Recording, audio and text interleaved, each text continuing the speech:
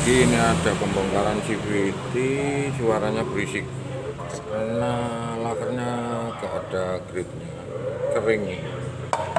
Terus yang untuk ini dalam itu gak ada setek PT. Ini. Jadi cuma itu sama ganti oli.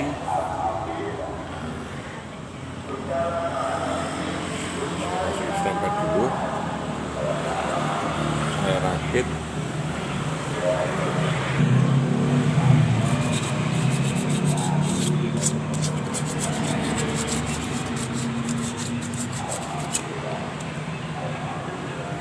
Tepat nol. Fokus nol ya.